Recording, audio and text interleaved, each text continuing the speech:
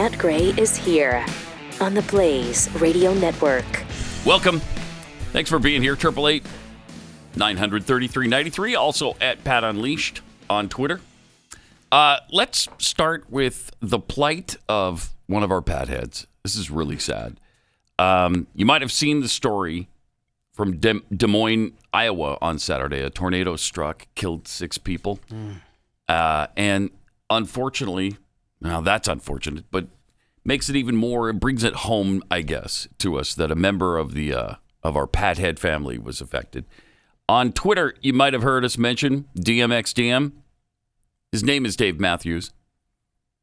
I love his band. He and his wife, Faith, lost everything. Yeah. Their house, their cars, the family business, everything's gone in this tornado. Total devastation. Jeez. Pictures show that, the complete devastation they went through. Okay. So they've asked for nothing, but we'd love to rally together and help them out.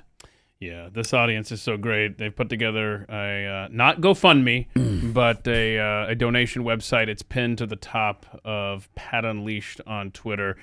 Dave said that his wife, when the tornado was happening, that it nearly sucked her right out of the house, and that if the tornado had lasted another 3 seconds, she would have been among the dead for sure. I mean, that is just, I can't imagine going through something really like that.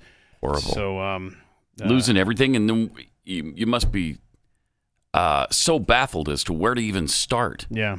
What do you even do? He's the guy, if people are familiar with APR Coffee, American Pride Roasters Coffee. I loved it. He came down here several years back and was making coffee for everyone out of popcorn poppers, air poppers. Anyway, just a great guy, a great couple. Anything you can do to help them, please do. We really appreciate it. And again, it's pinned to the top of the page. You just click on that. Yeah, at Pat Unleashed. And you could donate whatever you could afford to help out in this really tough time for them. 888-900-3393. The king of the no self-awareness club has struck again. Justin Trudeau spoke about Russia and Ukraine yesterday. See if you find this just a tad ironic or hypocritical. We've talked about it in the news, not just about Ukraine, but about democracies around the world, that we see a bit of a slippage in our democracies. You do? Countries turning towards slightly more authoritarian leaders. Bro. Countries allowing increasing misinformation and disinformation to be shared on social media, turning people against incredible the values and the principles of democracies that are so strong. Then they shouldn't pause it for a second. If the democracy is so strong, they shouldn't be affected by a little bit of disinformation. Should it? I mean, you would think if you got a strong democracy, that means people are electing good leaders, and so they're probably pretty well informed. And so a little bit of disinformation shouldn't throw them, because they should do their own homework and figure it out. Do you think Justin Trudeau hears himself when he speaks? I don't know. It's hard to believe that he's spewing this stuff when he's put Canadians through everything he's put them through. I mean, he's literally describing his government. Literally. All right, let's see the rest of this. And that slippage over the years, not good. Unfortunately emboldened Putin. Unfortunately, yeah. It made him think that he could get away with this. Yeah, he saw you get away with it. He could get away with it in Ukraine. Yeah, wow. That is incredible. I think he's trying to make a dig at Trump, but he just described himself beautifully. Yeah, he did. Oh, gosh. Speaking of Trudeau, somebody dug this up from 2019. Look at this. When Zelensky tweeted this. Justin Trudeau, this is from the leader of Ukraine. Justin Trudeau was one of those leaders who inspired me to join politics. Okay, red flag. And then he's pictured with him. Red flag. Okay. All righty. Another red flag. Yeah, there's a whole bunch of them. There really are. The fact that George Soros is on the side of Ukraine, that right there should be a red flag for everybody. There's a lot of them. Wait, you got what? The World Economic Forum, along with George Soros. Obviously, Joe Biden. Do we want to go ahead and reveal the latest support for Zelensky? Yeah. Coming in the form of, you know him, you love him, former leader of Iran, Mahmoud Ahmadinejad. Come on down. Yay! Show your support Yay! for Zelensky in Ukraine. The great nation of Ukraine. President Zelensky, your honorable and almost unrivaled resistance uncovered the satanic plots of enemies of mankind. Trust that the great nation of Iran is standing by you while admiring this heroic persistence. Oh, God! From Mahmoud Ahmadinejad. Yeah, that's him. That's Mahmoud. That gives you pause to reflect. Consider does. what exactly is going on. And do we have my tweet, Rob, where they're now, and I understand this is just one element, okay? But there was like this fundraiser for Ukraine, and I tweeted out this image. I'm sorry, look at this. Stand with Ukraine with the Marxist fist, the Antifa fist, the Black Power fist. All right. Okay, stop it. This is out of control. It is. It just is. But who do you believe? Where do you go? What do you... in this environment, it's so hard to figure out who the good guy is. And I still think it's Ukraine. Yeah, let's be clear. By pointing out the support for Ukraine and Zelensky, we're not saying Putin's a good guy by any stretch. The man's an evil bastard. Okay? I mean, that's not what we're saying. We're just saying the last time the world moved in such lockstep on something, we got mass vaccinations that are required for entry, fill in the blank, into society. Okay? The last time we did this mindless dance with something, it didn't lead to good things. Mindless dances don't often lead to good things. I mean, it depends. Is it? Who's your partner? Was it The Last Dance with Mary Jane? I screwed up the Tom Petty song, didn't I? Did I get it right? No, I think it's... Dance with Mary Jane. Yeah, One More Time to Kill the Pain. I mean, that would be a good last dance, right? Must be Mary Jane because it rhymes with pain. So and it's Tom I think Petty. you nailed it. Good job. Thanks. They're saying now, from the official Ukrainian account, that 11,000 Russian troops have been killed. 11,000. They reported that yesterday, so that's 1,000 a day. 1,000 per day. That is something else. I mean, this is really costly in human life and treasure for Russia. When do you pull the plug on this and say, okay, this was not a good idea? Well, they have called a ceasefire. So maybe that's a good sign. I don't know. But they're still trying to... I mean, he told Macron just the other day that he's going to take over the whole country. But when you're losing 1,000 troops a day... Well, Russia is recruiting urban street fighters in Syria now. Yeah, I saw that. To come and partake. Of course, thousands... In fact, the number I heard from around the world is 140,000 fighters have decided that they're going to fight on behalf of Ukraine and are headed that way. Yeah, and there's some captured Russian soldiers who had great things to say about Ukraine and the way they've been treated and the people in Ukraine and how they were sold this bill of goods to go and weed out Nazis and stuff like that. Yeah. And they're like, that's not true at all. Well, that's what Putin was trying to... Right. He was trying to ratchet up hatred against Ukraine by saying that there was Nazism going on. I don't know to what he was referring. I mean, is Ukraine corrupt? Yeah, I think we've talked about that over the years. But I don't think they're Nazis.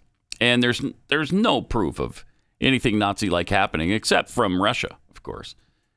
It's really weird how this does sort of mirror even Hitler's invasion of Russia in World War II. These Russian troops seem to be unprepared. He's doing it during the winter months. Really ill-advised. He's getting his ass handed to him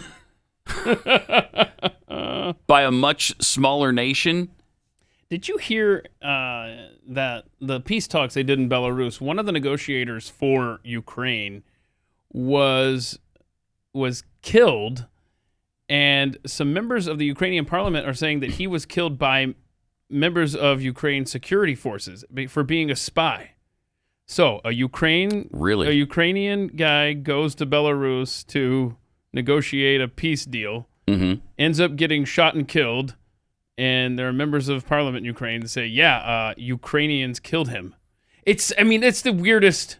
Bizarre. This is so bizarre. And there is so much misinformation and just slivers of truth to everything, but not complete truth to everything you're hearing. Why would we want to get involved there as a nation? Why would you want to send American boys and girls to go and fight in this war when you can't even tell what the story is just on its surface? I mean, this is not as cut and dry as they make it sound, man. And everybody's getting roped into it. And I'm telling you, when people en masse get roped into something like this, count me out. I'm done. This is stupid. I mean, you got businesses, Pat. McDonald's and Pepsi, don't do business there. You've got MasterCard and Visa who are shutting down credit cards for Russian citizens around the world. Yeah, they already did that. This is a test run for what they're going to do to us. Really something. Yeah, hey, let's test this out on the Russians, and then when the conservatives piss us off next time, we can just shut them all down, and we'll have it down to a science already. We'll know how to do it. I mean, you've got Tesla people on Twitter begging Elon Musk, shut down Teslas in Russia. Come on, Elon, shut them down. Yeah, and you got Microsoft, who has shut down their operations. Apple, Nike, everybody's pulling their products and shutting down their services to Russia.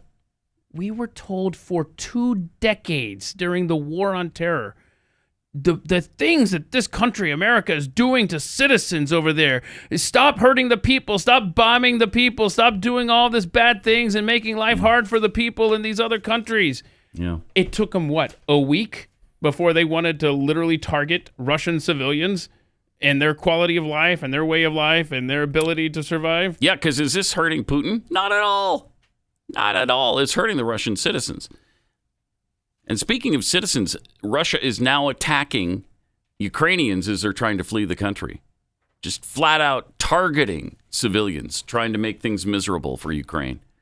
It's really despicable. Is that ceasefire you were talking about that Russia completely ignored and just started taking out that's citizens? the one. That's the one. Yeah, just to reiterate, Putin is evil.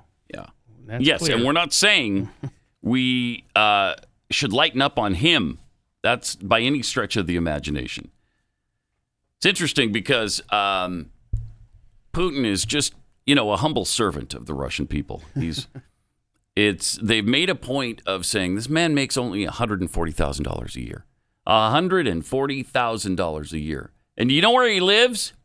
In an 800 square foot apartment. That's where. Your president has that 50,000 square foot White House that's so ostentatious and opulent. So don't tell us about corruption. Our guy makes $140,000 a year. Really? Huh. Because according to most experts who know about these things and have checked into his finances and intelligence agencies, Vladimir Putin is worth about $200 billion. Well, he's a saver. Yeah. Yeah, he's good at saving and investing. He times the market. He took $140,000 a year job and he turned it into a $200 billion fortune. That's pretty good. That's pretty good. That takes some smarts. Yeah. By the way, in addition to his humble 800 square foot apartment, and the trailer that he has, and 3 cars, that's it. So yes, he splurged a little bit because he's only one guy. How are you going to drive 3 cars? Yeah. Well, he's got something for Monday through Wednesday. That's all he has. It's not even a car a day for a week. He walks 4 days out of the week just because he loves the environment so much.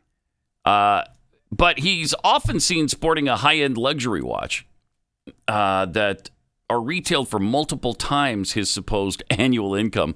Some of them are worth, $400,000, $500,000, $600,000. But they've recently seen him wearing Patek Philippe's perpetual calendar watch, which is about $60,000. Oh, that's what I wear. He owns a $500,000 A. Lang & Son tubograph. I don't even know what that is. What's a tubograph? I don't know. Sounds like something that Edison would have invented. Yeah, it does. He also, by the way, is the owner of a beautiful 190,000 square foot mansion that sits atop a cliff overlooking the Black Sea. But that's only slightly larger than his 800 square foot apartment. Again, it's all about timing the market. Right. I'm sure it was a nice fixer-upper that he purchased at a really good price. But it has 190,000 square feet, so it's roomy. It just needed some updating, I'm sure. It's reputed to be the largest private residence in the country, serves as his private palace. They call it Putin's country cottage. Oh, that's cute. The estate is Putin's playland, boasting frescoed ceilings, a marble swimming pool lined with statues of Greek gods. That's because he no doubt considers himself one. No doubt. 27,000 square foot guest house, spas, a music parlor, dressing rooms for all of his staff, an amphitheater, a state-of-the-art ice hockey rink. He's a huge hockey fan. A Vegas-style casino, a nightclub equipped with stripper poles. Whoa. That's a classy touch right there. Whoa. A bar room showcasing more than $100,000 of wine and spirits, an underground tasting room overlooking the water, and more. So wait, hold on. You said a 27,000 square foot guest house. Guest house. Wow. Yeah. That's not bad.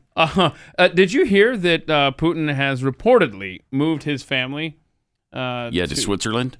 I heard. You talking about his girlfriend, the gymnast? No, I'm talking about like his daughters and family. I don't know, to Siberia, to an underground city. No, I did not hear about that one. That is designed to survive a nuclear war. That's the rumor, that his loved ones are in a nuclear underground. So he sent his daughter there because his ex. I think his ex-wife is. I don't know if they're friendly. I wonder if it included her because they divorced in 2014. Now he's with this Olympian. Her name is, let's see. I bet it has a V in her name. I bet there's a V and a Y in her name. Good guess. Okay, what do I got? No, actually no Y. But it's Alina Kabayeva. Alina Kabayeva. And he has put her in Switzerland for safekeeping. Okay. And apparently it's very well guarded. Mm-hmm. She's got a detail of security. So she's doing fine. She's a former gold medal winner in rhythmic gymnastics. And so he's been seeing her for quite some time. Okay. Kabayeva said, because she's been asked about this for forever, as long as it's been rumored, everyone should have their own little secrets. I hope that someday the gossipers will calm down. But of course, no denial, which you might do if it wasn't true. Yeah, I'm not with Vladimir Putin. No, I'm not. Apparently, she posed nude for the Russian magazine Maxim. Is Maxim Russian, or that's just the Russian version of it? Probably the Russian version. The photographer for the shoot, Mikhail Korolov, said, "I didn't even need to persuade her to get naked. She behaved very naturally. She's full of sex." So that's well. Do with that information what you careful will. With your quotes. Vladimir may or may not read them. Right. I would be a little hesitant to say something like that about Vlad's girlfriend. I would probably just say, it's me. She is professional, and we took pictures. Right. End of story. All right, let me tell you about Tommy John. When it comes to men's underwear, Tommy John's hammock pouch underwear is the full package deal. When you're wearing Tommy John's hammock pouch underwear, you're that much more comfortable, and so you can do everything in your day better. When you're comfortable, it's just easier to perform things, right? Right. No matter what it is, just sitting at your desk, you want to be comfortable, and you will be in Tommy John underwear. It is the most comfortable you'll ever wear. Their loungewear is the best I've ever seen or worn, and that's why Tommy John's doesn't have customers. They have fanatics. Yeah, seriously. I love them. I purchase them because, there are huge people, fans. Yeah, there are companies that advertise on the show But then there are companies that advertise on their show that we also actively purchase from, and Tommy John is definitely on that list. And that's why they've sold over 17 million pairs. Men across America love their Tommy John's underwear. One of life's greatest inventions is Tommy John's underwear. We love it, and I really believe you will too. And right now you can get 20% off your first order at TommyJohn.com/unleashed. Go there now, TommyJohn.com/unleashed for 20% off. See the site for details.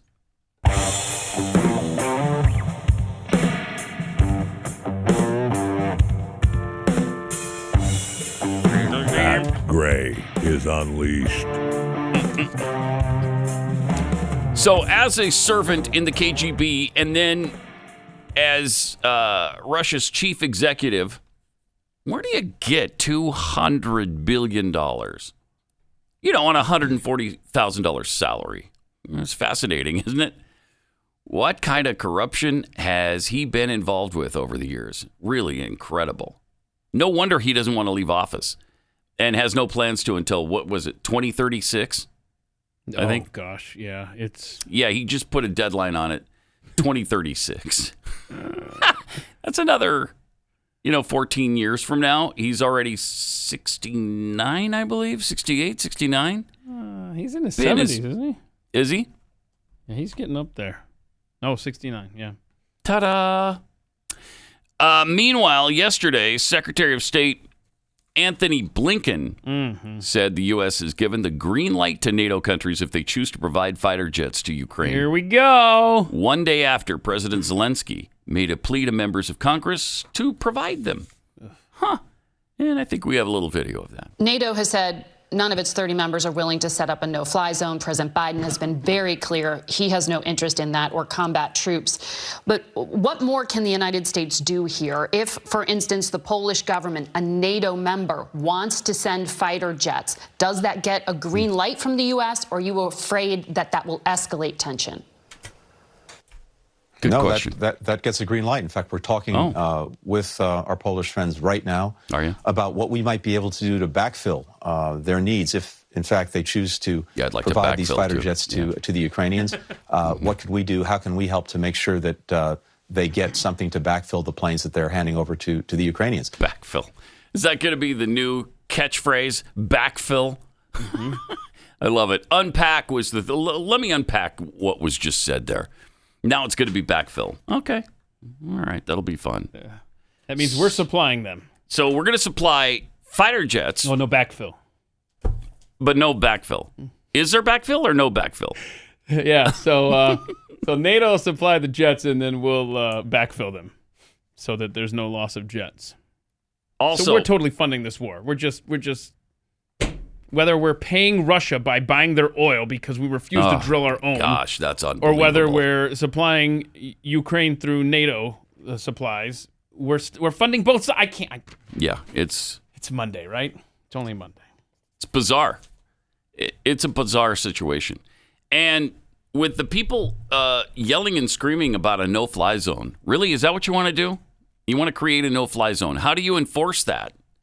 By shooting down Russian MiGs. There you go. So you're going to go in there with NATO jets and you're going to shoot down American or Russian planes?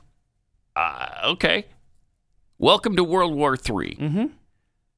Because he'll retaliate. We'll have to retaliate back. That could escalate very quickly in a very ugly way. He's already threatened nukes.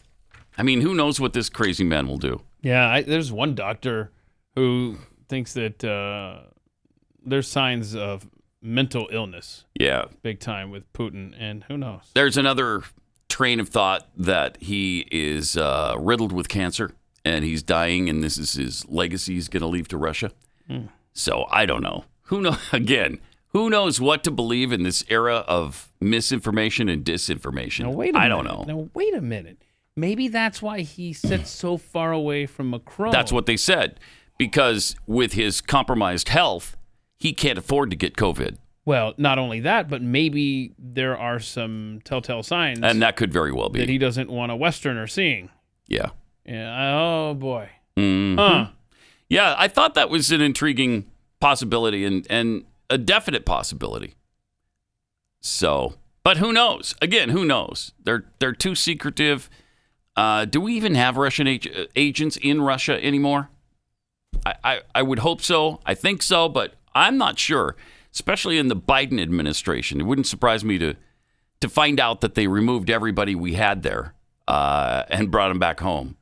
Because we don't spy on our friends, the Russians. Because remember, the Russians are no threat. We got rid of this just a few weeks ago. Remember, the Biden administration got rid of the China stuff.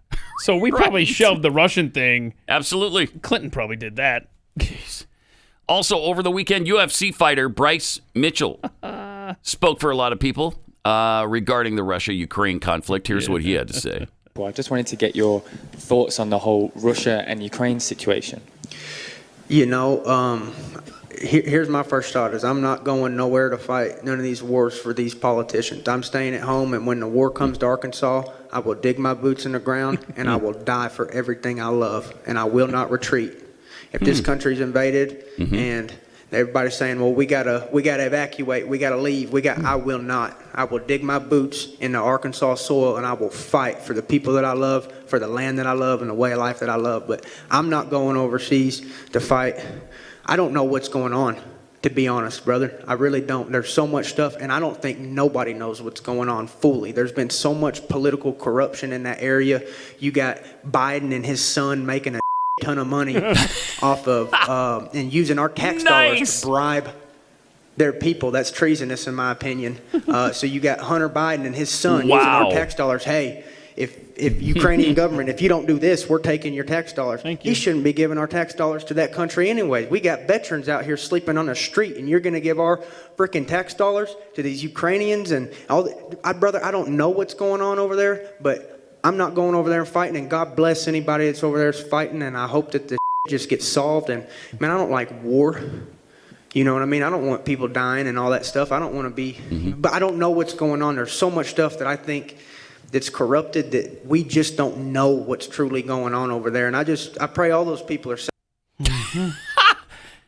That said it like it is. Ta-da, we're done here.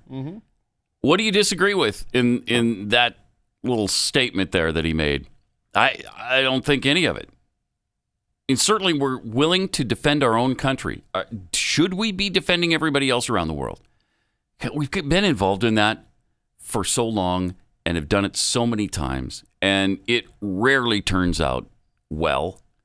And especially, as he said, there's so much going on over there, and so much of it that we don't know or don't understand or has been kept from us.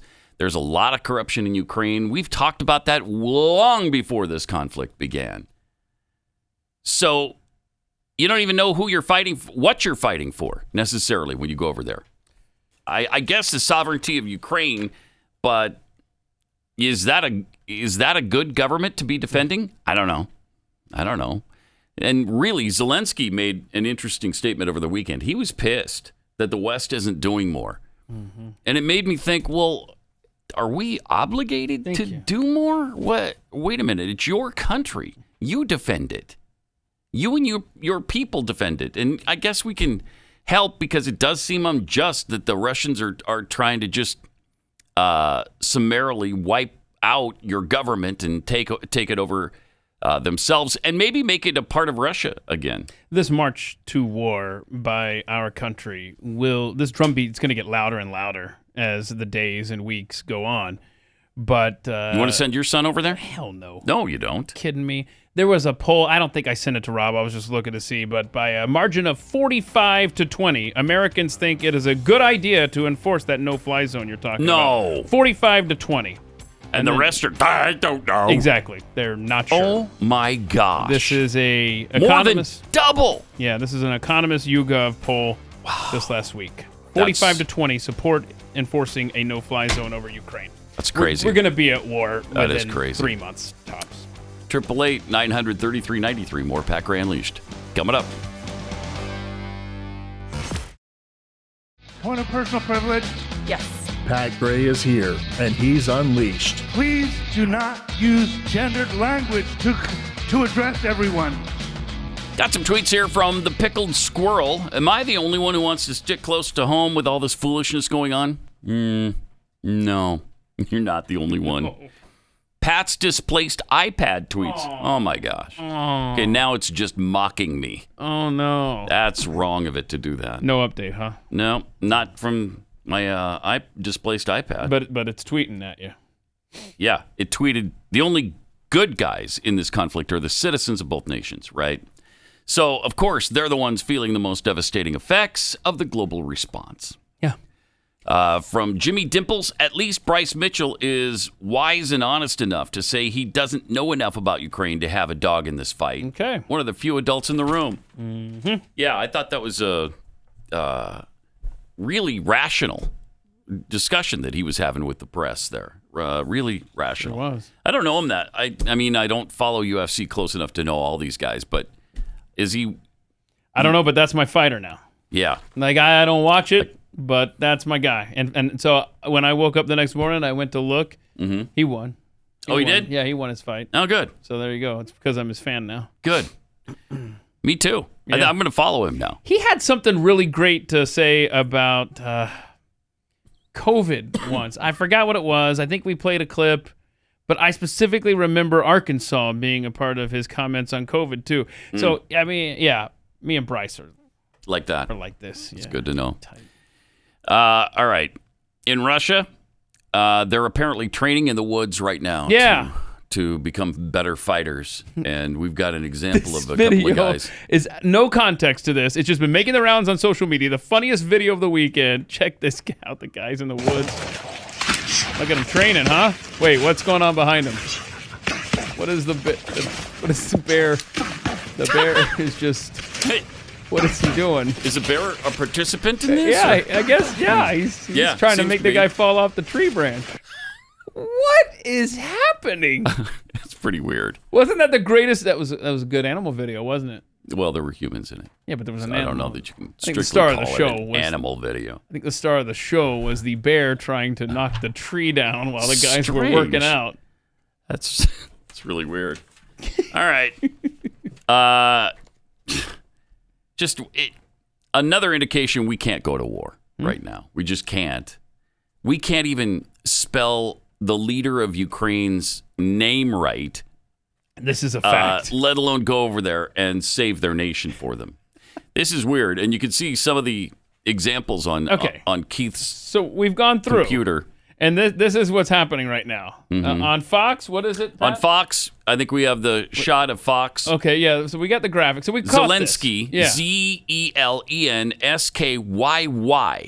Now, why would you put an extra Y there? That just doesn't make sense. So we were sitting in here after the show on Friday, and we took that picture, but we had just missed a graphic during that same segment. Yes, they spelled it a different way. All in the same segment. So, but it looks like, generally speaking, though, right? Yeah. You got Fox News doing the double Y. What is CNN doing there? CNN spelling it the way I would spell Zelensky. Uh-huh. Then there's random places. Every once in a while, you'll see Zelenskyy. Okay, and what was the alternate And the alternate Fox spelling on Fox when they had the two Ys, but before that, they had two Ks and one Y. Zelensky. So we look this sounds funny that we can't get his name right, but this is a microcosm of this entire conflict. Yeah, it is, because there's so much information about different things, and you hear one hand, you hear on this. Well, oh my gosh! I mean, you can't even get a guy's name right. I think we should stay out. I'm going to start spelling it Zelenskyy. That way I'm covered on virtually every spelling. What if I want two I's in there? I want a double K, double I, double Y. Will you give me that? It's easy to remember. Yes. Okay. Yes, I will. So now the Pat Gray Show official spelling for Zelensky. Yeah, is going to be... And it's something like Volodymyr. Yeah, I never Zelensky. Even tried it, yeah. That's why nobody says it, because nobody knows how to pronounce it. Okay, I'm just making sure I'm getting this right. Okay. This is like me in school, man. I never stay in the line. So now it's So now it's ZELENSKKIIYY. Okay. There you go. So that is the official That's spelling. the definitive spelling, so we're covered on every front. So if you tweet at Pat Unleashed on Twitter, you got something really pithy to say here, you're going to spell double K, double I, double Y, and we'll know that you're in the Pathead Club. Okay? So there you go. All right. Make note. Good. Also, something else to throw a little monkey wrench into this where you don't know necessarily who the good guy is and who the bad guy is. Sean Penn was on with Anderson Cooper, and who's he defending? Ukraine, which should give us all pause. I don't know if he knew that he was born for this, but it was clear I was in the presence of something, and again, I think reflected of so many Ukrainians, that was new, was new to the modern world in terms of courage and dignity and love that comes out of the man, and the way he has unified that country. And I think Mr. Putin certainly added to paving the way to that. But this is such an extraordinary moment, and I was endlessly impressed and moved by him and terrified for him and for Ukraine. Yeah. Keep in mind, that's the guy who practically wept for a Venezuelan leader, strongman, dictator, not so long ago. Hugo Chavez. That's all I could think about when I was watching. I was like, wait a minute. Yeah. Hugo Chavez, Zelensky. Okay, so should we be as effusive in our praise of Zelensky as we have been? I don't know. But it makes me wonder when Sean Penn says that kind of stuff and brings him to the point of tears. We're going to have to start keeping account of celebrities and worldwide politicians that are on the side of Zelensky and Ukraine, because it's almost everybody. It's getting disturbing to the point where it's like you've got Ahmadinejad and Sean Penn and Klaus Schwab of the World Economic Forum, George Soros. Just the company, just the company creepy you people. Keep is enough for me to say, I'm going to sit this one out. Because I'm not going to line up in column A, and I'm not going to line up in column B where Putin is either. So why don't I just not I'm just going to root for an end to the conflict. Yeah, there you so go. that the civilians on both sides the people can who are having survive. Russian missiles lobbed into their neighborhoods, I'm on their side. Yeah, absolutely. Meanwhile, in our own country, have you seen the Joe Biden stickers? The "I did that" stickers, and he's pointing to the Here we go. He's pointing to the price of gas. I love it. They're great. They're all over the place. Watch this news story that discusses it, and it is. It's this right here. little sticker that's popping up across gas stations all across North Alabama. It's a picture of Joe Biden, and they place it next to the high dollar signs, and underneath it says, "I did that." And while it might seem like a funny political message to some, it could actually cost the gas stations a fine for vandalism. Oh, get out of here. This guy. I take off five or six a day from our different pumps. Takes off 5 or 6 a day off their different pump. And you know what she's talking about? First of all, the reporter with her eye rolls and stuff like that. Save it, lady. You want to get out of North Alabama? Come on. Yeah. So she's upset about the vandalism. You know what that is? I looked that up. Is there some law, some weird thing? No, it's a corporate thing. Really? You think the gas station corporate head honcho is going to show up and be like, "Whoa, you haven't You got a sticker on your somebody put there." Yeah. That's a $10,000 fine. But I can't afford that. So there's no law against it. No, it's just a corporate stupid policy. corporate thing. Yeah, and as one of your intrepid listeners pointed out on Twitter, you just don't remove them. Then you don't have to be frustrated by taking 5 or 6 off of them every day, man. True. See? I mean, true. That's thinking. Can we get a still shot of the dude at the end there? Because he looks very familiar, the gas station guy. Yeah, I've seen him before. Yeah, on Seinfeld. Well, no, I saw. Oh, you're thinking Jason Alexander, George. Yeah. I was going with comic book guy on The Simpsons. Oh, him. Okay. Okay. Yeah, That's there's a who I was definite thinking. resemblance there, too. I like yours, too. So he's very familiar. Yeah, he is. Okay. Poor Jason. He couldn't find a gig on another TV show or movie, and so he's working there. Not that there's anything wrong with that. That's great. No, I mean... But he's got to take off 5 or 6 of them stickers every day. Oh, no. Off them pumps. You know... Them damn pumps always have some of them stickers on it. So I got to take them off. I was reading a story about... I think it might have been this one. I don't even know. But someone was like... The guy who you want to see that isn't even going to see it. I don't think Joe Biden's going to come here and fill up his tank. Yeah, we thought Joe Biden was going to roll it down. Shut up. Ugh. Don't he come to North Alabama a lot? Mm-hmm. Well, I mean, it is sweet home Alabama where them skies is always blue. Wait a minute. Where's his illegitimate grandchild? Arkansas. Oh, shoot. Yeah, Arkansas. Close. I take off 5 or 6 a day from our different pumps. Well, good. Yeah, damn it. Get your exercise in.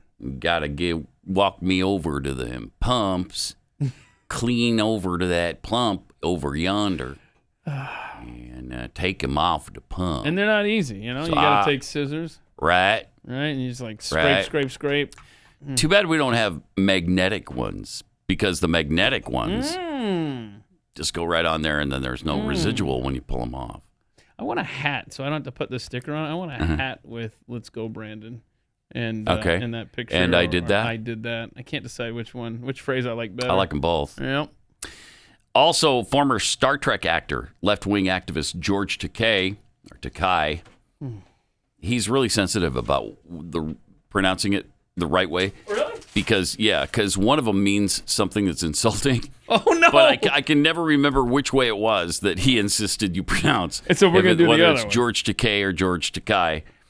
But he got a verbal smackdown from Twitter after he claimed that Americans should bear the brunt of rising food and gas prices in order to stick it to Vladimir Putin.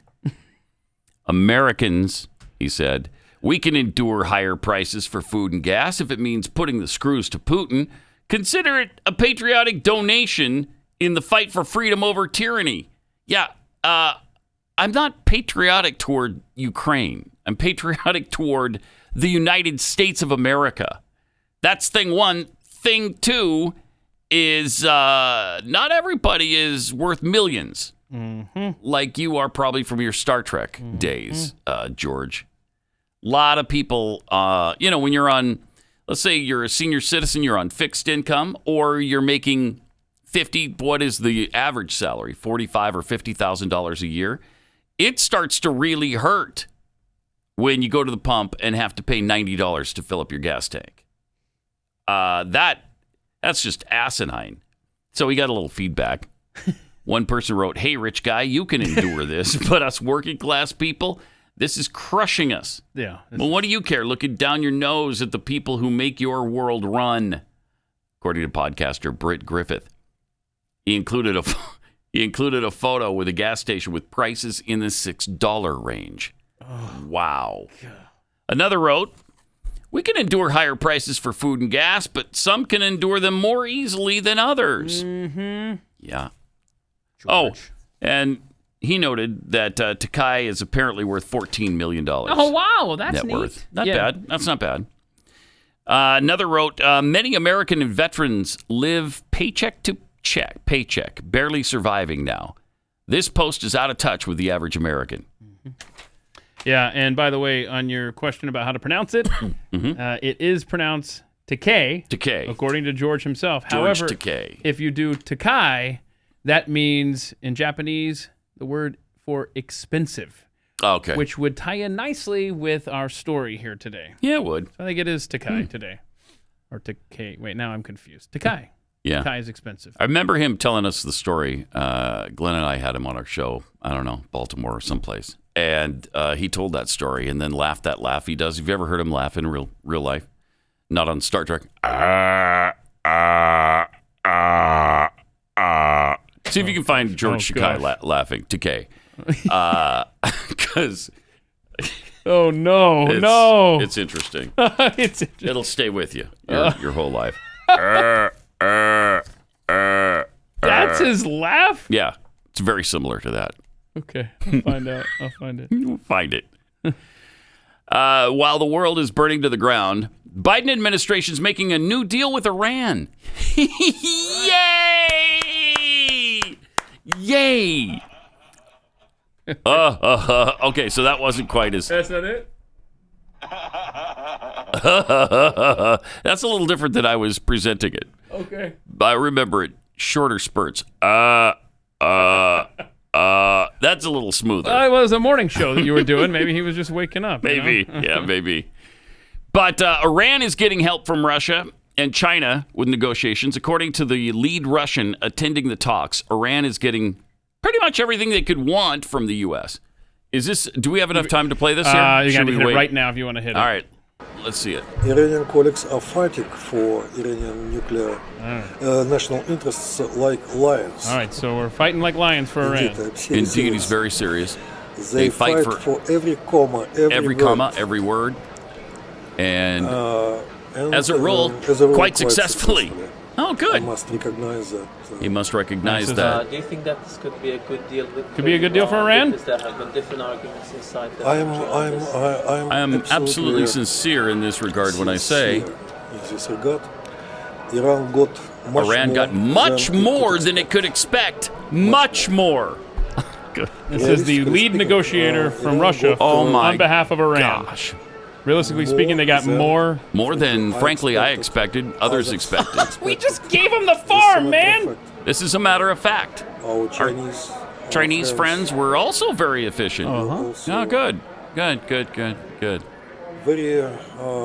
efficient and useful co-negotiator. Talk faster, old man. Come on. We could rely on each other many points. Yeah. Oh, good. So basically, the U.S. sat down with Iran. So we sat down and gave them everything they wanted and more. And more. That's coming from Iranians, from one of the Iranian negotiators, not from us. Yeah. And by the way, Biden has already sent a team down to Venezuela to possibly get oil from them as well. So Iranian oil, Venezuelan oil, good. American oil. And we're still getting Russian oil as well. So we got that going for us. I got some tweets here from Alpha7615. There are literally people out there that believe there's a code in the different spellings of Ukrainian president's name. I'm not spelling his name, so I won't be a part of the code. Oh, okay. Stinky Biscuit tweets, there is no good guy versus bad guy. It's Russia's evil government versus Ukraine's evil government versus our evil government. From Jeffy Space Business, every time you look at the current gas prices, just remember that's the situation without the Green New Deal. Can't wait to see what happens next. Neat. From Axis Tech, look at the bright side. With $4 a gallon gas, it's easy to calculate in your head what it'll cost to fill your tank. You got some people this morning waking up that wish it was $4 a gallon. Yeah. John Rad tweets, what is the Democrats' obsession with giving rogue governments, our enemies, weaponry that can be used against us? Clinton gave China missile guidance techs. Hillary sold Russia yellow cake uranium. And Obama greenlighted Iran's nuclear development that Biden is now going to restart. Yeah, so there's a controversy about receiving 405,000 barrels of oil from Russia to supplement what we have. And you got to replace it with something, right? Because we're not in a position where we can do without 5% of our oil usage. So those 405,000 barrels have to come from somewhere. If we don't accept them from Russia, if we start to ban Russian oil, then there's going to be a shortage. Gas prices are going to skyrocket. It would be ugly, really ugly. So instead of opening up the spigots here in the United States of America, where we have hundreds, just in North Dakota, we've got hundreds of oil wells just sitting there, not being pumped.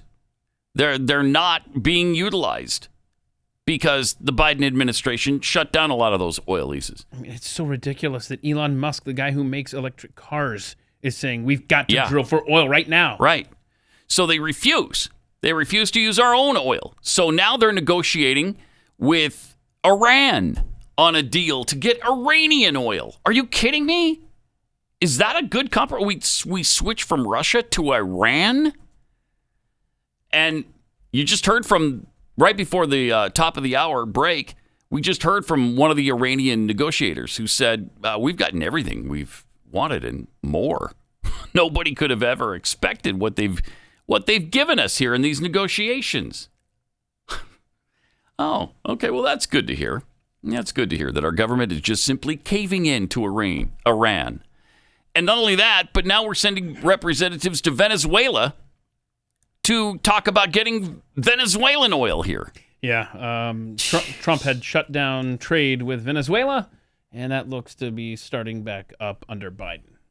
I cannot understand. Why would you do that rather than pump our own? Why? They hate this nation, clearly. The people that are in charge hate the country that they are in charge of. Yeah. And they're so caught up in this climate change thing, supposedly, that they won't give an inch, even in an emergency like this, even when everybody knows it's dire circumstances and we don't want to get Russian oil. That just encourages them, and it funds this war effort against Ukraine. So let's pump our own. Nope. We're such extremists that we're not going to do that. In fact, we're going to go to our enemy, Iran and Venezuela, to try to get oil. That is unbelievable. Labor Secretary was asked about it. Blinken and not Blinken. This is our Labor Secretary right here. What's his name? Marty Walsh. Marty McFly. All right. Yeah, Marty Walsh. Here's what he had to say. More domestic drilling. Is that on the table in the White House? Well, it hasn't been to this point, and it's certainly looking at what's happening in the situation in the world right now, that will have to be a conversation. Do you think we should be drilling more of our own oil and gas? What's your opinion? I'm not in a position to answer that question at this point, but certainly we have to watch and see what happens with Russia. We have to see what the world's doing with Russia. Yesterday we heard the Speaker of the House, we heard Senator Manchin, Senator Murkowski asking us to shut off buying gas from Russia, and if we did something like that, we'd have to figure a way to fill that. Yeah, shouldn't be that hard. Yeah, it's called American oil. It doesn't take that much figuring. That way we're dependent on nobody but ourselves. And isn't that how it should be? That's incredible. Well, it hasn't been that way to this point. Well, right, I know. So is that going to change? And do you think it should? You're not in a position to answer that? Okay. And they still had more nonsense to spew. Actually, there are some journalists that are acting like journalists and asking this question: why aren't we pumping American oil? Open it up. We were completely energy independent under Trump. Let's do that again. But here's Jen Psaki on it. The reduction of supply, the reduction of oil would raise prices, right? Well, she gets it. Look. Yeah. Right. All right. That's your economic lesson for the day. Right. So what should you do? Should you get more supply, Jen? It's crazy. We need help. Yeah, we do. Yes, we do. We literally need heavenly help. So please help us. Do you think that, I think, what is this? I put a poll out here. Yeah. Will your children have at least the same quality of life? I'm not even asking for a better quality of life. The same quality of life that you did growing up in America. Mm-hmm. How do you think those poll results ended up? Not so much. Yeah, 85 to 15. No. Ooh, 85-15. That's even higher than I thought. Okay. It's depressing. I mean, yes, this is. While it seems on the surface, Pat, there's no way out, there seems like so many obvious answers that do show the way out. It's just that this administration absolutely refuses to approach any of them. Uh-huh. Yeah, well, that's because Democrats are the party of don't. We had J.R. Fryer, who kind of narrowed it down to the party of don't. Mm-hmm. Here's their platform. Okay. For the Democrats. All right. Don't go outside. Don't work. Don't hire. Don't go to church. Don't stand up for your kids. Don't speak your mind or disagree. Don't grow your savings. Don't own a gun. Don't call police. Don't produce oil. We'll get it from Russia or Iran, Venezuela. Don't do anything. Just be dependent. Don't listen to your doctor. Don't live your values. Don't protest unless we agree. It's Black Lives Matter. Don't travel. Don't celebrate. Don't see family. Don't shop at the grocery store. Don't visit the Capitol or meet a member of your Congress. Don't vote in person. Don't vote at all. Don't do what we do. Don't make jokes about Joe Biden. Don't ask what we do with your taxes. Don't aspire to more than poverty. Don't worry about the border. Don't worry about crime. Don't worry about your business. Don't worry about inflation. Don't worry about seniors in retirement homes dying of COVID. Don't make your own decisions. Don't listen to a 3-hour podcast, or in this case, a 2. Don't use social media to advance your strange argument. Don't worry about what your kids are learning in school. Don't protect the nation's economy so your kids can have a future. Don't fund the military. Don't put strings on slush funds for state political machines. Don't build new roads. Don't buy a used car. Don't choose a stay-at-home parenting. Don't call it life. Don't give to charity. Don't give to activists. Don't retweet that guy. Good stuff. That's it. Don't sniff him. Don't sniff him. Don't sniff him. And that might be the one that he missed. Don't sniff him. That is important. We'll retweet that out at Pat Unleashed if you want to look for that. That sums it up nicely. Yeah, it does. That's the platform of the Democrat Party. Jeez. Don't make any sense, too. Because they don't. They don't make any sense. Got a memo here from a focus group making the rounds among Democrats. Check this out. Democrats are very concerned about elections, of course, in November. And so this is circulating right now to interested parties. After 2 years that necessitated lockdowns, travel bans, school closures, mask mandates, and nearly 1 million deaths, nearly every American finally has the tools to protect themselves from this virus. Okay, so this is a Democratic think tank selling it to Democrat politicians. Okay. It's time for Democrats to take credit for ending the COVID crisis phase of the COVID war. Screw you. Point to important victories like vaccine distribution and providing economic stability to Americans and fully enter the rebuilding phase that comes after any war. Below, we lay out some strategic thoughts for Democrats positioning themselves on COVID-19 after nearly 2 years of the pandemic. Yeah, after they elongated this pandemic through their stupidity. It's a lot like the Depression. Because FDR gets credit for ending the Depression all the time. Yeah, after he stretched it out for 12 years. A war. The war ended it. Mm-hmm. Declare the crisis phase of COVID over and push for feeling and acting more normal. Thanks to Democrats, we are nowhere near where we were 2 years ago or even 1 year ago. Democrats have a tremendous opportunity to claim an incredible historic success. They vaccinated hundreds of millions of people. Yeah, where'd the vaccine come from? You're going to take credit for the vaccine when that was Donald Trump. Okay, all right. Prevented the economy from going into free fall, kept small businesses from going under. Many did. I mean, millions did. Millions of small businesses went under. What are you talking about? Because of Democrat policies. And got people back to work safely. Because of President Biden and Democrats, we can safely return to life, feeling much more normal, and they should claim that proudly. Should they? I tell you, rewrite history for us, baby. Yeah, and that's what they're doing. It's exactly what's happening. Also recognize that people are worn out and feeling real harm from the years-long restrictions and take their side, even though it was you who imposed those restrictions. Jeez. Further, stop talking about restrictions and the unknown future ahead. If we focus on how bad things are and how much worse they could get, we set Democrats up as failures, unable to navigate us through this. They are failures who didn't navigate us through this. And if Democrats continue to hold a posture that prioritizes COVID precautions over learning how to live in a world where COVID exists, but does not dominate, they risk paying dearly for it in November. Yeah, that's the plan. Yep. They're essentially claiming victory for something they didn't do and hasn't been done yet, and ignoring everybody in pain right now. It's what they've done with the economy as well. They keep telling you that you're doing great.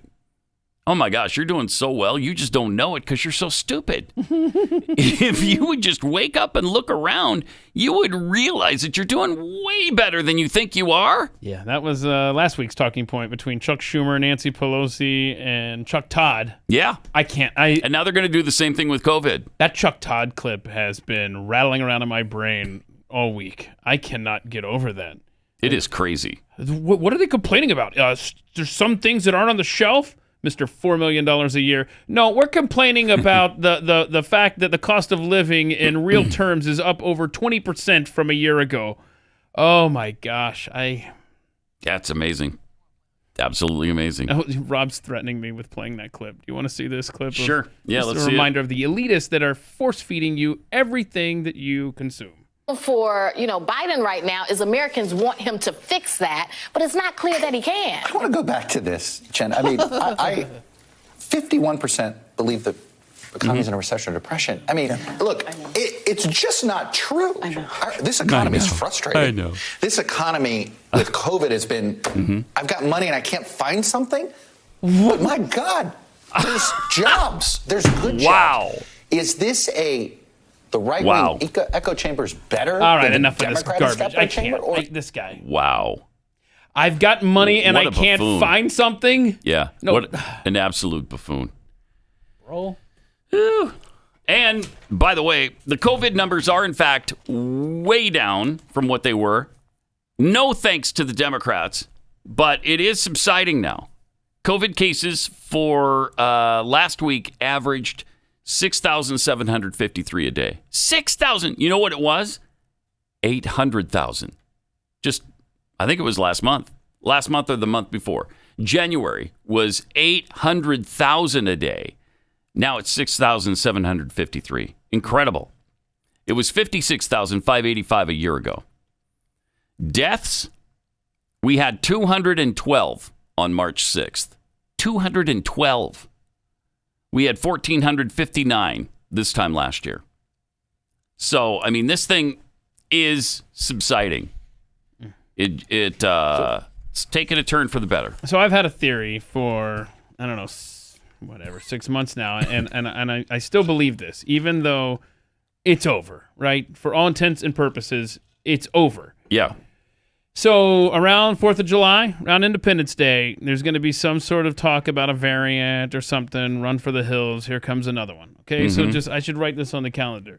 Because it's got to be July, because that gives them enough time to get the scare tactics in place so that they can, again, push voting from home. Mm-hmm. And now, if they care about the midterms as much as they do about the presidential election years, and I think they do, because I don't think they obviously don't want to give up their power in the House and Senate. So your thinking is it's much easier for them to screw up the election with mail-in ballots than it is if you go in person. Oh, no, I meant that people are more likely to vote Democrat if they're voting from home.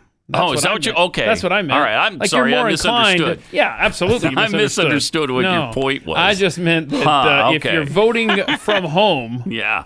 Far away from the polling booth that's set up at your local elementary school or church, right? Yeah. I'm saying that you're more likely to vote Democrat and keep see. the people in power that are screwing up this country currently. Okay. So that's why I say look for the July 4th variant. I will look for that.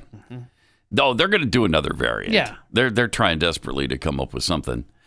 All right, let me take a minute and tell you about Preborn. Such a great organization, and we are really proud and humbled to partner with Preborn because they are out there on the front lines saving the lives of babies.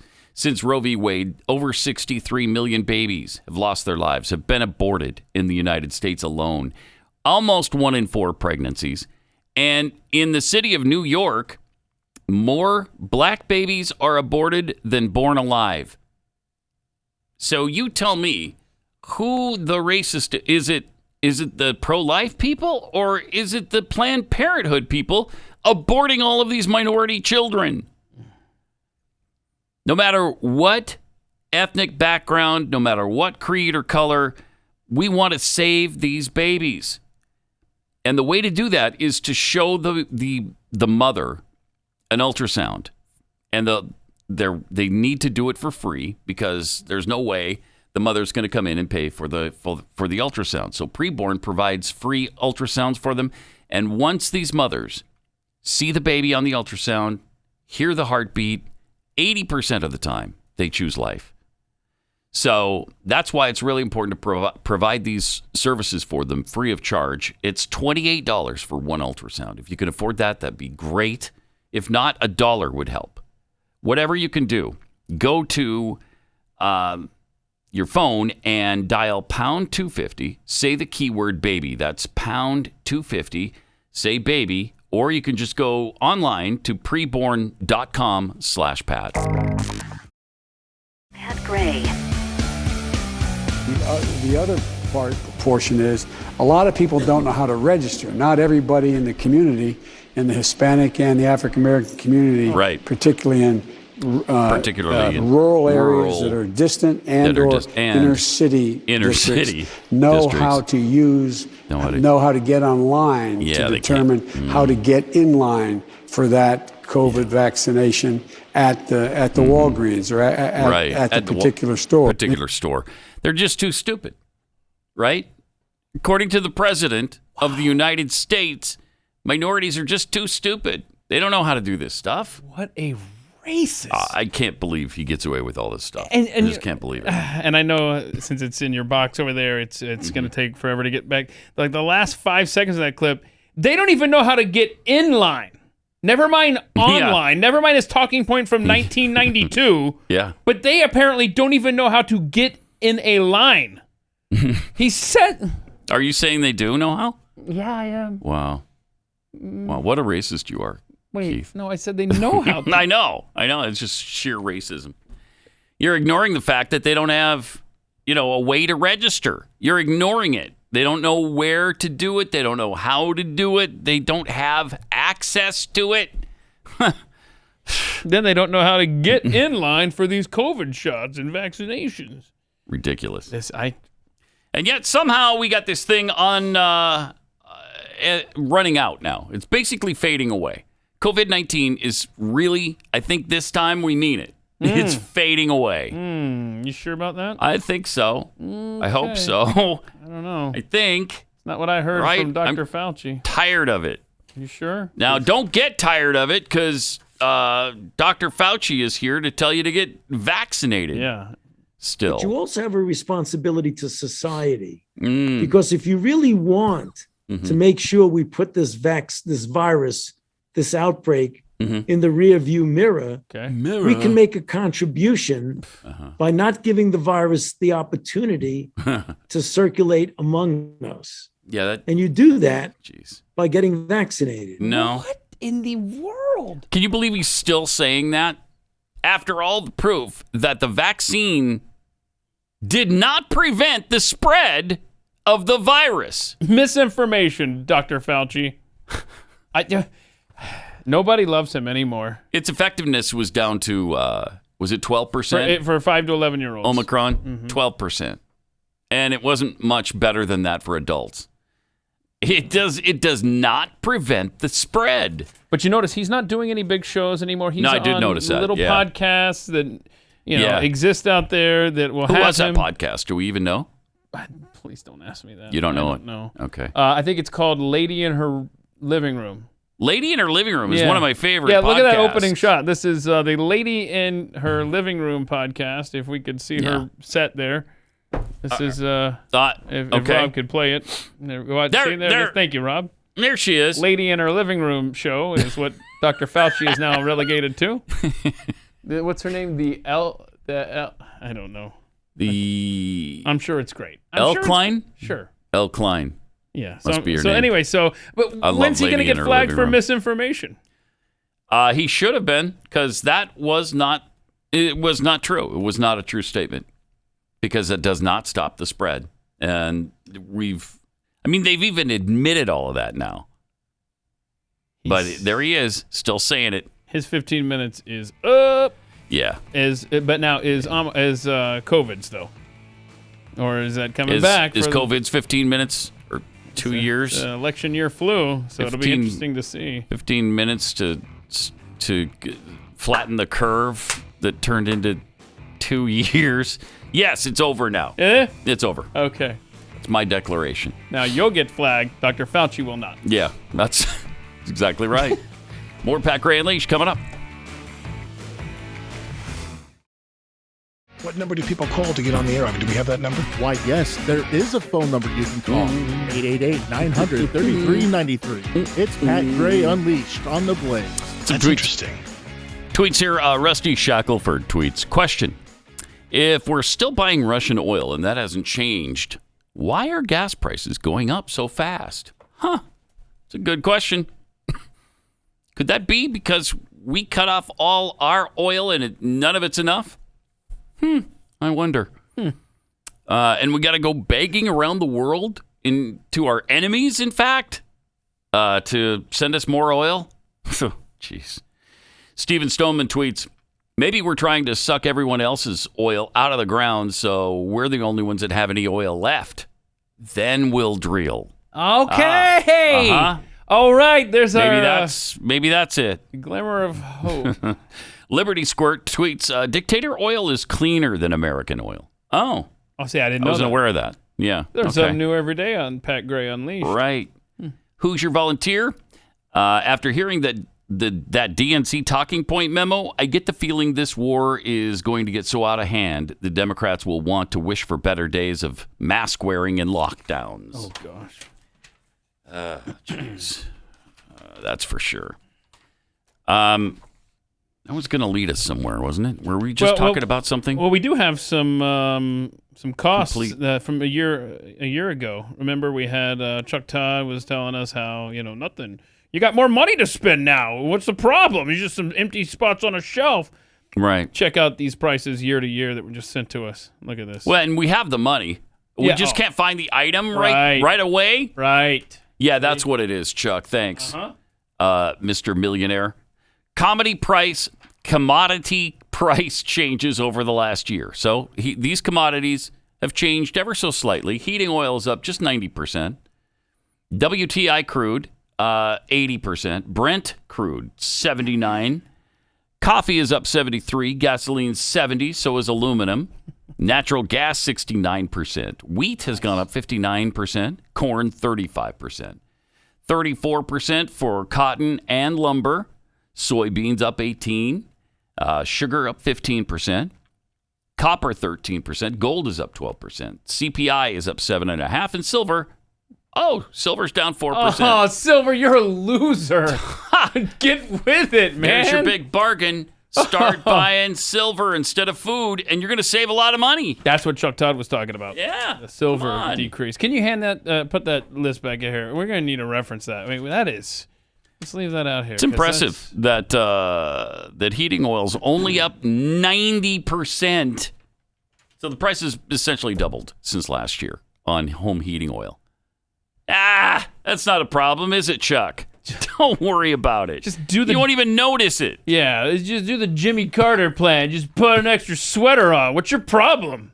God, it's so easy. When your house is cold, yes, just layer. Okay? Layer your clothes. It's not that hard, people. Come on now.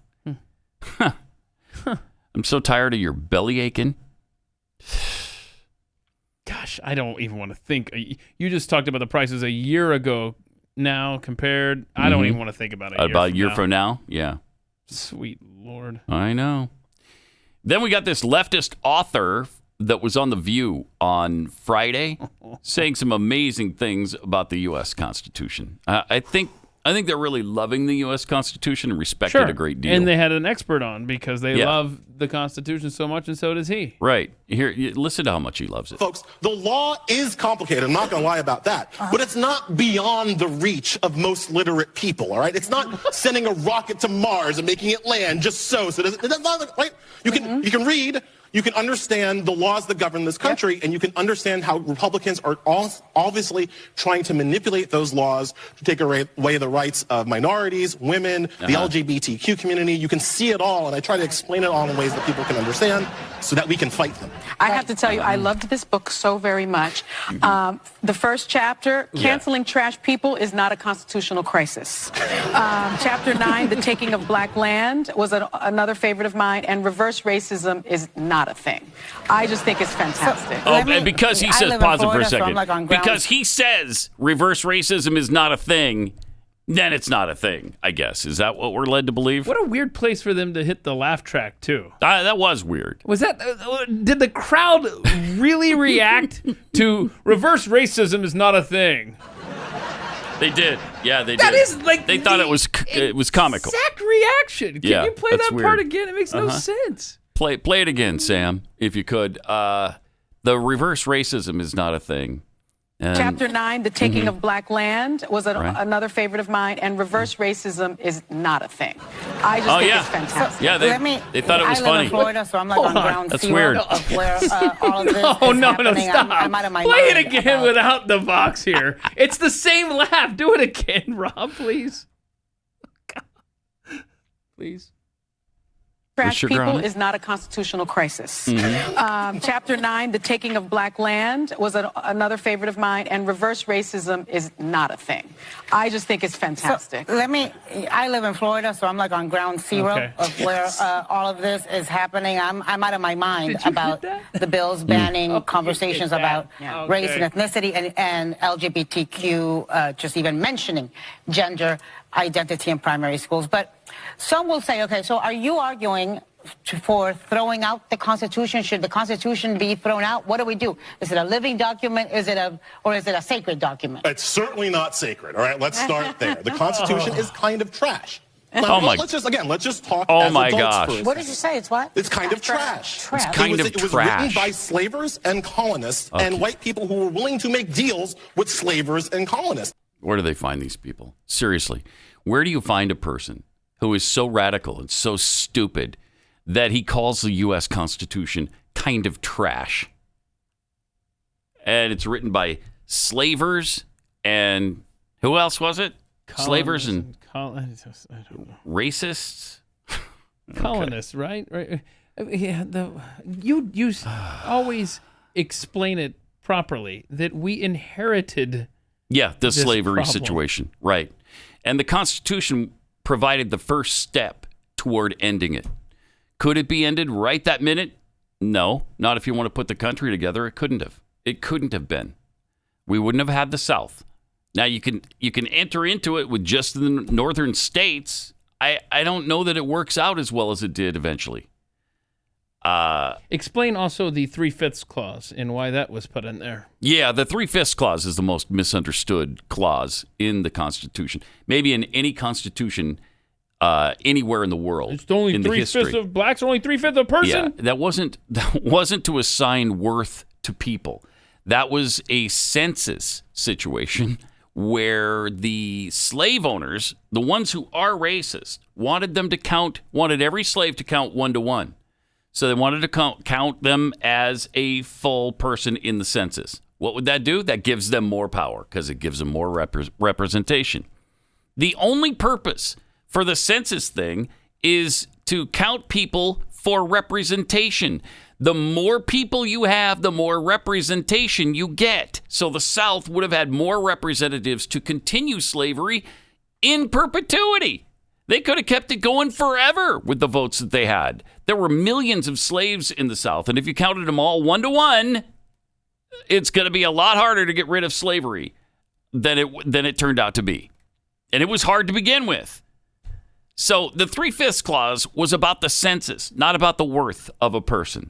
So ridiculous. And I can't take it when people cite the 3/5 clause as an example of the racism in the U.S. Constitution. It's just not so. It's just not right, and it's not accurate.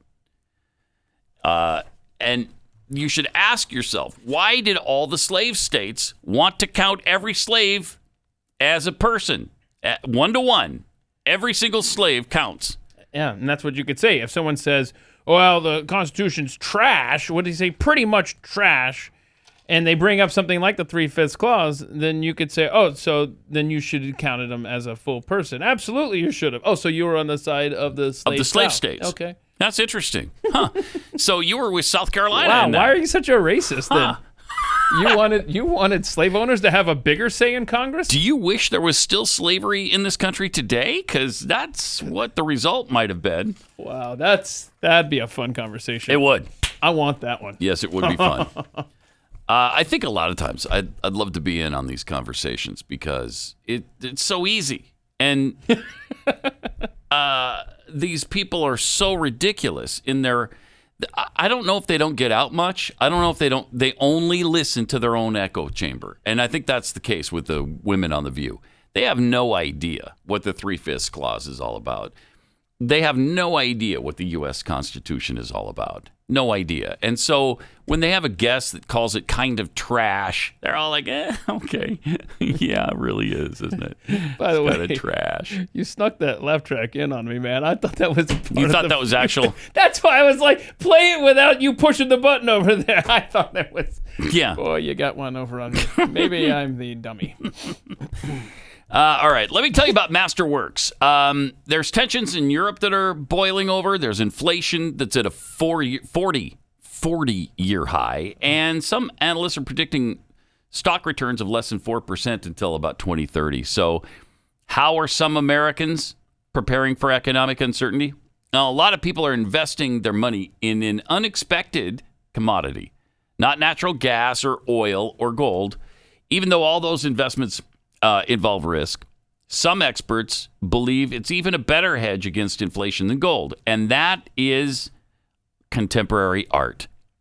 I know, it's kind of shocking, maybe a little weird to you, but after the 2008 crash, tons of wealthy investors used art to defend their wealth.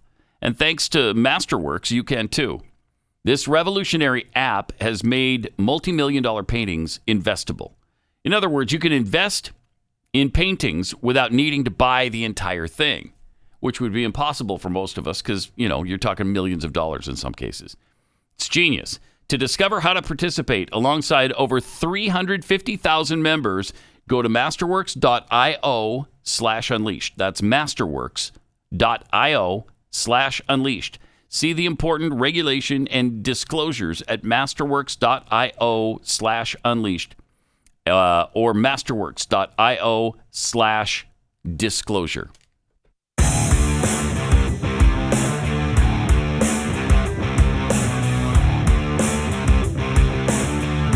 Pat Gray Unleashed. How has The View stayed on the air for so long? That's a great question. It is such a terrible show with buffoons hosting it. That has probably had untold influence on the women of this country. Yeah, I think so. How long's that been on, too? It's been on a long time. Oh, my gosh. Late 90s, probably? I think that's right. Yeah, should look that up because it's... 1997. 97. 25 years. This is the 25th year for The View. Wow. Unreal. Our own Sarah Gonzalez This is weird. Went to a Beto O'Rourke event over the weekend and then posted this on Twitter. She says, earlier today, I attended a Beto O'Rourke town hall. I started to record an interaction between Beto and a constituent while he was taking pictures. His staffer grabbed my phone and tried to pry it out of my hands. Uh-oh. Then a Dallas Police Department officer manhandled me unprovoked. Oh, no. Beto is not for Texas. I will be consulting my attorney and requesting body cam footage from DPD. Ooh. There were people recording on their phones all afternoon. The police gave me no directive before manhandling me and almost pushing me down the stairs. Imagine what this man would allow if elected. Yeah, probably. You know what he would be? He would be a Justin Trudeau. Yes. For Texas. Yeah. That'd be interesting to see where this goes with Sarah Gonzalez. That's not good. Not good. That's interesting that she went. Was she just looking to... Yeah, she wants to, the guy wants to be governor. He's one of two people who is going to be the governor in November. And let's talk to him. Let's see what's going on here. He has no chance, by the way. Did you see, though, that he's not sticking to his, because he's running for Texas governor now, that, hell yes, I'm going to take your AR-15. That's gone now. That is not part of his plan anymore. Let's see, I'm running in Texas, and I said, hell yes, I'm going to take your guns from you. You know what? Maybe I don't stand for that anymore. No, I don't stand for that anymore. Okay. All righty. So now that it's for sure O'Rourke versus Greg Abbott, do we have any head-to-head polling now that that's an official? I haven't seen it yet. Okay. There might be, but I haven't seen it. All right, I'm gonna find out. Abbott's got to be way ahead. I just right. He's got to be. I don't know. Texas is a shell at this point, right? Compared to even when we moved here a decade ago. Mm-hmm. It's just, I'm scared. Hold me.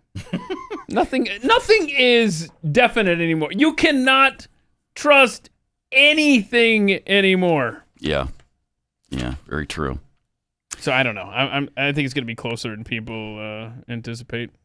I'm a little concerned. The UN's climate science body released their major report on the impacts that climate change will have on humans and the planet. Another report from the UN. Good. And I guess their IPCC. Is everything fixed now? Not quite yet. Oh, shoot. Not quite yet. Darn it. Thing number one, though. Climate change is hurting our health. Climate change is already damaging the physical and mental health of everyone on Earth. Yeah, you're right. You know what? That's accurate. On the kids, we are screwing up kids' minds. That's true. Never mind the lockouts and what 2 years of isolation have done, but the way they have terrified children about the future of the planet. Yeah, telling them there's only 10 years left. Definitely a mental issue. Now we're down to about 8. Mm-hmm. Half of humanity already vulnerable to water insecurity, and billions more at risk of extreme heat events, vector-borne diseases, and hunger linked to global heating. How is hunger linked to global heating? Because when the planet warms up, at least the way it has, that's good for growing food. As we talked about many times, that helps growing food. Right. You know, that's a great point, Pat, because the greenhouse effect was supposed to scare us 30 years ago. Mm-hmm. Wait a minute. What grows in a greenhouse? Food. Thank you. Plant life. All right. Jeez. They're looking at this all wrong. By the way, Abbott leads by 7. Okay. Huh. A little too close for Yeah, that's a little close. Thing 2. Some things will be lost forever. Oh, boy. Yeah, we already lost snow. Remember that? Did we? We're going to have to tell our kids, our grandkids about snow. Hey, kids, there was this thing called snow. Oh, tell me more. Oh, is it that stuff outside our door right now? Yeah, it's that stuff. But we used to have that when I was a kid. Yeah? We have it now too, Dad. Yeah, that's acid snow, though. Right. Completely different thing. Don't touch it. It's acid snow that fell through the hole in the ozone layer. Right. Yeah. There's a hole in the sky where the tree once was. Somebody's making money.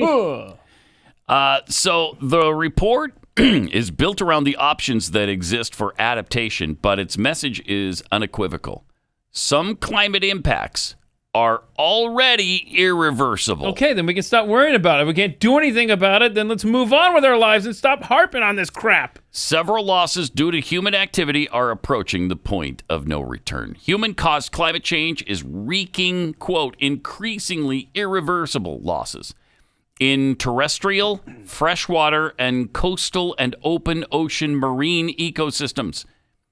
Many species have already hit the limit of their ability to adapt to temperature rises. You know what? There will be more extinctions. Fine. Survival of the fittest. These guys are always pushing evolution, I know, right? isn't that So the then they truth? should be fine sweeping these inferior creatures out the door.